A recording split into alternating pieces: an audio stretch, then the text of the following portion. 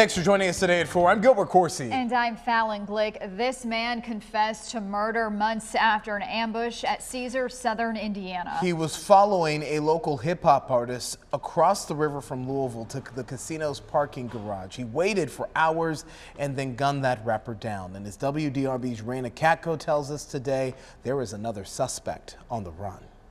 LilDon Williams was celebrating here at Caesars, southern Indiana, right before two masked men approached his car with rifles and opened fire. While Antoine Proctor has pled guilty, the other suspect is still on the loose. He did not deserve to get gunned down like he did. It's been a little more than 3 months since LilDon Williams was murdered. His family describes him as a loving father and a talented local hip-hop performer. He didn't deserve this. And we have a 6-year-old daughter together. She's not going to see him again. His family now has some closure. Antoine Proctor confessed to playing a role in Williams' murder. We believe in terms of motive at this point, as relates for Mr. Proctor, was that there was previously a death, and we believe this was in part a retaliatory killing.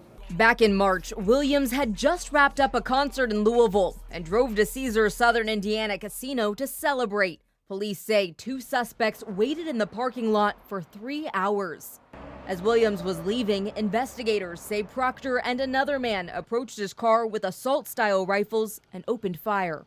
This was one part of our puzzle as we try to ultimately, again, try to seek justice for LilDon. There is a second suspect involved in this shooting, but no arrests have been made yet. The Harrison County Sheriff's Department hasn't confirmed the second suspect's identity, but Sheriff Nick Smith says, quote, "We are still actively and aggressively working the case and will bring all parties involved to justice." I'm confident and hopeful that we will ultimately, again, pursue justice and have that second shooter hopefully in custody sooner than later. LMPD's cameras, flock cameras, and cell phone pings led investigators to Proctor. His sentencing is set for the end of July, and Proctor's plea deal calls for 45 years in prison with no chance of probation. Reporting with photojournalist Jonathan McEmber, Raina Katko, WDRB News.